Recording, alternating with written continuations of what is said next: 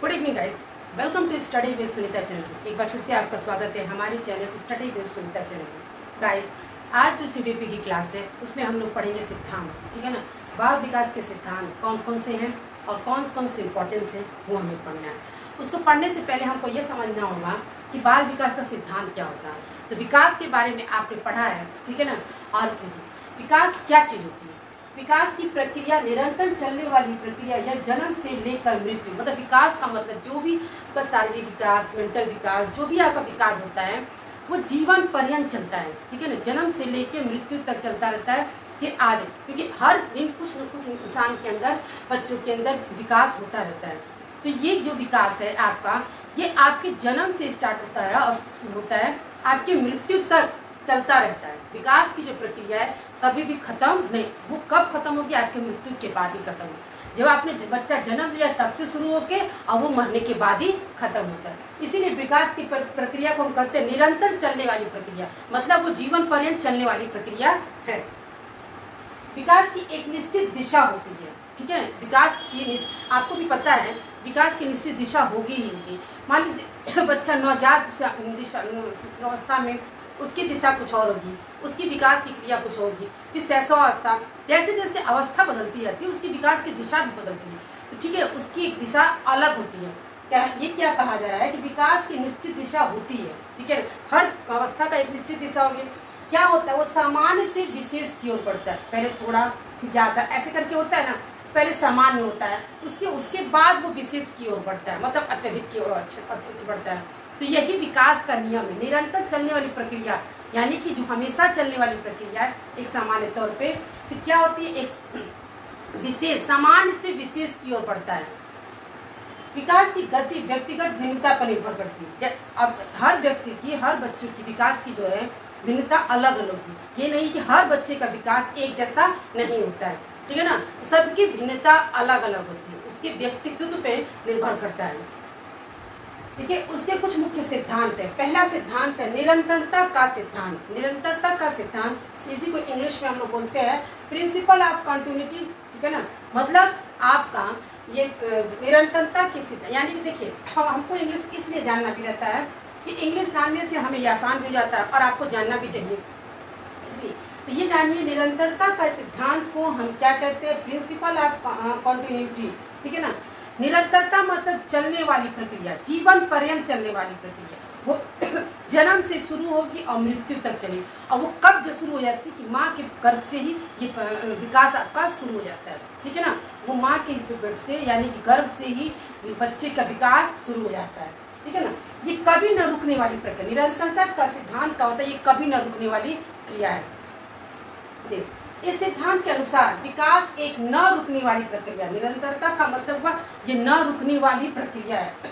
माँ के गर्भ से ही यह प्रक्रिया प्रारंभ हो जाती है और मृत्यु पर्यंत तक चलती रहती है। एक छोटा से नगड़े से, ठीक है ना, आकार से अपना जीवन प्रारंभ करके हम सबके व्यक्तित्व के सभी पक्षों को शारीरिक, मानसिक, सामाजिक आदि का संपूर्ण विकास इसी निरंतर के गुण कारण भली भांति संपन्न। देखिए, निरंतरता का सिद्धांत क्या है? इसका मतलब जीवन पर्यंत तक चलने वाली जगह, ये कभी न रुकने वाली प्रक्रिया, ठीक है ना, कभी न रुकने वाली प्रक्रिया जो माँ के गर्भ से शुरू होता है और तब तक चलता है जब तक व्यक्ति की मृत्यु नहीं हो जाती, ये तब तक ये चलता है। इसी का मतलब होता है कि कभी न रुकने वाली प्रक्रिया। एक छोटे से नगड़े कहने का मतलब है आप जो माँ के गर्भ में होगा वो छोटा सा आकार होगा, ठीक है, और उसके बाद उसके आकार में विकास होगा, फिर वो बाहर निकलेगा, उसके विकास में परिवर्तन, उसकी वृद्धि होगी। मतलब गर्भ में होगा उसका आकार कैसा होगा, जब बाहर निकलेगा तो कैसा होगा, तो उस पर निरंतर हमेशा क्या होगा? विकास हो। फिर नवजात शिशु में कैसा होगा, फिर शैशवावस्था, तो क्या होगा? वो हमेशा उसके परिवर्तन और उसके विकास में परिवर्तन होता रहेगा। अपना जीवन प्रारंभ कर हम सबके व्यक्तित्व के सभी पक्षों में, ठीक है, किसमें किस विकास होगा? शारीरिक, मानसिक, सामाजिक आदि का संपूर्ण विकास इसी निरंतरता के गुण के कारण होता है। क्योंकि देखिए, जब अब बच्चा जन्म लेगा वो उस समय कैसा होगा, फिर जैसे जैसे अवस्था बदलती जाएगी उसका शारीरिक विकास होगा, उसका मानसिक विकास होगा, उसका सामाजिक विकास होगा। तो जो ये परिवर्तन होता है, जो विकास का ये परिवर्तन होता है, ये निरंतरता के सिद्धांत में ही आता है, ठीक, क्योंकि ये सिद्धांत कहता है आपका कि ये जीवन पर्यंत चलने वाली प्रक्रिया है, ये कभी नहीं रुकने वाली प्रक्रिया है। तो जब कभी नहीं रुकेगी तो कब तक की, जब हमेशा जब बच्चे में क्या होगा, उसके शारीरिक विकास भी होगा, जब तक उसकी एज होती है शारीरिक विकास नहीं रुकती तब तक उसका शारीरिक विकास भी होगा, ठीक है, उसका मानसिक विकास भी होगा और सामाजिक विकास होगा। ये सब विकास किसमें होता है, निरंतरता का सिद्धांत में होता है। ये थे आपके बाल विकास के सिद्धांत, जो मैंने आपको ये बताया सीडीपी की सिद्धांत जो है। इस सिद्धांत में क्या आपको क्या मतलब, बाल विकास सिद्धांत से क्या मतलब है, हमको ये समझना है कि इस सिद्धांत में ये कहा गया है कि विकास एक ऐसी प्रक्रिया है जो जीवन पर्यंत चलती है, ठीक है, जब जन्म से लेकर मृत्यु तक चलती है, ठीक है, माँ के गर्भ से ही आपकी ये प्रक्रिया शुरू हो जाती है विकास में, और ये सामान्य से क्या हो अधिकतम की ओर यानी कि विशेष की ओर बढ़ता है। ये सिद्धांत, इसके कुछ सिद्धांत में देखिए निरंतर का सिद्धांत है। अब इसके बाद आप पढ़ेंगे व्यक्तित्व का अंतर का सिद्धांत, ठीक है ना, प्रिंसिपल ऑफ इंडिविजुअल डिफरेंस।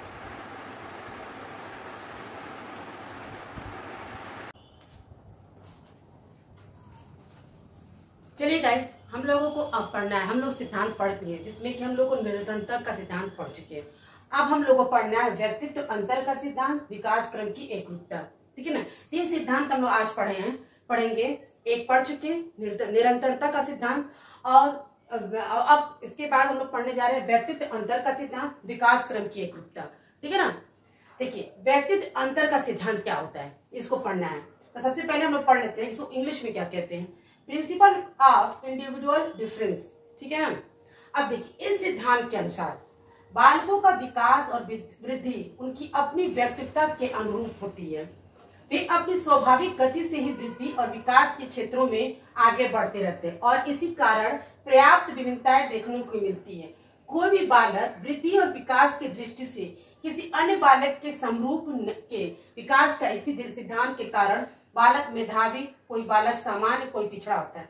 देखिए ये सिद्धांत क्या कहता है, ये सिद्धांत ये कह रहा है कि जो बालकों का विकास और उनकी वृद्धि होती है उनकी व्यक्तित्व के अनुरूप होती है, ठीक है, उनकी व्यक्तित्व के अनुरूप होती है, क्योंकि वो अपनी स्वाभाविक गति से ही वृद्धि और विकास का होता है, ठीक है, उनकी जो स्वाभाविक गति होती है उसी से वृद्धि और विकास होता है, ठीक है, और उसी से वो आगे बढ़ते रहते हैं। अपनी वो जो उनकी जो स्वाभाविक गति, उनके अंदर जो स्वभाव होता है उसी स्वभाव की गति से उनका विकास होता है, उसी से वो वृद्धि होती है और उसी से वो आगे बढ़ते हैं, ठीक है ना। इसी कारण पर्याप्त विभिन्नताएं, इसी कारण से उनके अंदर हमको बहुत विभिन्नताएं देखने को मिलती है।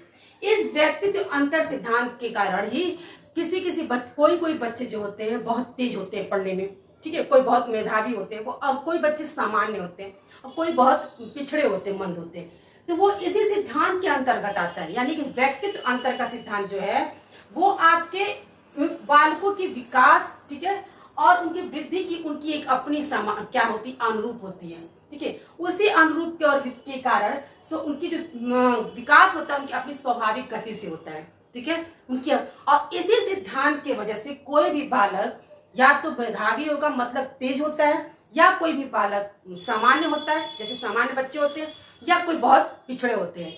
तो उनके अपने इसी सिद्धांत के कारण ही होते हैं। विकास की दृष्टि किसी अन्य बालक के समरूप नहीं होता है। बालक जैसे हर बालक का जो विकास होता है वो सबका अलग अलग है। अगर 10 बच्चे को खड़ा कर दिया जाए तो सारे 10 बच्चे मेधावी नहीं होंगे, उनका अपना अलग अलग सबका विकास होता है, ठीक है ना। तो सबके विकास एक रूप से समरूप नहीं होता है, ठीक है। कोई मेधावी होंगे, मतलब बहुत तेज होते हैं, कोई बहुत सामान्य होते हैं, कोई बहुत मंद होते हैं, कोई पिछड़े होते हैं, तो अलग ये एक दूसरे के समरूप नहीं होते। और ये जो सबका अलग अलग विकास होता है, सबकी वृद्धि अलग होती है, वह व्यक्तित्व अंतर के सिद्धांत पे ही होता है, ठीक है। अब आता है विकास क्रम की एकरूपता, ठीक है। जो विकास क्रम की एकरूपता क्या है वो देखते हैं। यह सिद्धांत यह बताता है कि विकास की गति एक जैसी नहीं होती है, ठीक है, न होने तथा पर्याप्त व्यक्तित्व अंतर पाया जाता है। जैसा कि पहले भी आपने पढ़ा, व्यक्तित्व अंतर के सिद्धांत पे व्यक्तित्व सबका अलग अलग, एक समरूप नहीं होता है। तो वही कहा जाता है कि विकास क्रम की एकरूपता विकास की जगह एक जैसी नहीं होती है। व्यक्तित्व अंतर पाने के, क्योंकि देखिए आपने पढ़ा भी व्यक्तित्व अंतर पाने के विकास क्रम कुछ एकरूपता के दर्शन होते हैं। कुछ एकरूपता क्या दर्शन होते हैं, देखिए इस क्रम की एक ही जाति की विशेष के सभी सदस्यों में कुछ एक जैसी ही विशेषताएं देखने की मिलती है। उदाहरण में जैसे मनुष्य जाति के सभी बालकों की वृद्धि सिर की ओर से प्रारंभ होती है। देखिए इसमें ही कहा जा रहा है विकास क्रम की एकरूपता में क्या आपने पढ़ा कि व्यक्तित्व अंतर का सिद्धांत एक जैसी नहीं होती है, ठीक है ना। इसमें कहा जा रहा है कि इस व्यक्तित्व अंतर पाने के कारण, ठीक है ना, व्यक्तित्व अंतर पाए जाने के कारण विकास क्रम में एकरूपता के दर्शन होते इस क्रम में एक ही जाति के विशेष, ठीक है, सभी सदस्यों की कुछ एक जैसे एकरूपता, मतलब एक जाति के, जैसे कहने का मतलब किसी एक जाति के लोगों को आप देखिएगा तो उसमें एकरूपता जैसी पाई जाती है, ठीक है, एक ही जैसे मतलब कानून का होता है। अब जैसे एक उदाहरण के मान लीजिए मुसलमान के बच्चे हैं, उनमें एक रूपता देखिए क्या पाई जाती है कि जो बच्चे होते हैं सब लोग के सर पे टोपी लगाने की, चाहे कोई उनका फेस्टिवल होता है, कोई भी त्योहार होता है तो उनके सर पे टोपी लगाने का होता है। तो उनके जाति में क्या होती है कि सर पे टोपी लगाना। हिंदुओं में क्या होता है कि मंदिर में जाते हैं लोग सर पे पल्लू करके जाते हैं। तो ये कुछ जाति की जो समरूपता है जैसे उसमें एक जैसी ही दिखाई देती है, और यही बात वो कह रहा है कि विकास क्रम कुछ एकरूपता के दर्शन होते। इस क्रम एक ही जाति के विशेष सभी सदस्यों कुछ एक जैसी विशेषताएं, ये विशेषताएं एक देखने को मिलती कुछ में, देखिए, ठीक है ना। तो आप देखेंगे कि क्योंकि जिस जाति को आप देखेंगे, क्योंकि उसमें जैसे मान लीजिए कहा गया कि हिंदू धर्म में, ठीक है ना, मंदिर जाने पे औरतों को सर पे पल्ला करना है, तो जो भी हिंदू धर्म की औरतें जाएंगी मंदिर में तो सर पे पल्ला करेंगी। तो क्या हुआ, उनकी एक ये विशेषताएं होगी। मुसलमान है वो अपने सर पर टोपी लगाना है तो उनकी एक विशेषताएं होगी। तो वही कहा जा रहा है कि कुछ ऐसे जाति की विशेष सभी सदस्यों की क्या होती है, विशेषताएं एक जैसी होती है, ठीक है।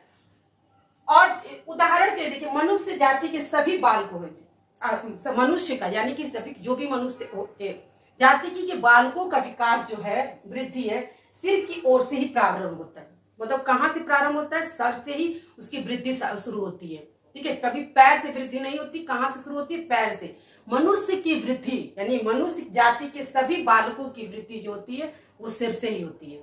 एक बार और मैं आपको अच्छे समझाती हूँ। व्यक्तित्व अंतर का सिद्धांत क्या होता है। व्यक्तित्व अंतर का सिद्धांत बालकों का विकास, ठीक है ना, और वृद्धि, ठीक है, एक जैसा नहीं, एक अनुरूप नहीं होता। वो उनके जो विकास होते हैं उनकी एक अपनी स्वाभाविक गति के कारण होते हैं, ठीक है। और इसी कारण पर्याप्त विभिन्नताएं देखने को, और यही कारण है कि एक रूप नहीं होने के, समरूप नहीं होते हैं। इसीलिए कुछ बच्चे मेधावी होते हैं, कुछ सामान्य होते हैं, कुछ मंद होते हैं, कुछ पिछड़े होते हैं, क्योंकि इसी सिद्धांत के अनुसार, ठीक है, व्यक्तित्व अंतर के सिद्धांत के, क्योंकि किसी का भी विकास एक जैसा नहीं होता है, विकास किसी के समरूप नहीं होता है, ठीक है ना, सबका विकास अलग अलग होता है। उनके अंदर जो क्या स्वाभाविक जो स्वभाव होता है उनके कारण उनका विकास होता है। विकास क्रम की एकरूपता, व्यक्तित्व अंतर होने के कारण, ठीक है, विकास क्रम में व्यक्तित्व अंतर आपका पाए जाने के कारण कुछ एकरूपता के दर्शन, जैसे कि कुछ जाति कैसे है उनकी विशेषताएं देखने को मिलती है। जैसे मैंने बताया कि जैसे अब हिंदू के विशेषताएं अलग और मुस्लिम की विशेषताएं, हर जाति की विशेषताएं कुछ ऐसी है, तो आपको उनकी भी एकरूपता जैसे दिखाई देगी। कुछ भी पूजा से रिलेटेड, धर्म से रिलेटेड एकरूपता दिखाई देती है, ठीक है। और मनुष्य जाति के सभी के बालकों की वृद्धि कहाँ से होती है, सर से ही होती है। ये थे गाइस, आपने आज पढ़ा निरंतरता, यानी कि आपने आज बाल विकास के सिद्धांत को पढ़ा अच्छे से पूरा। उसके बाद निरंतरता का सिद्धांत, व्यक्तित्व अंतर का सिद्धांत, विकास क्रम की एकरूपता पढ़ा, ठीक है। कुछ और भी सिद्धांत में आपको लेकर आऊंगी। जल्दी ही मिलते हैं नेक्स्ट वीडियो में।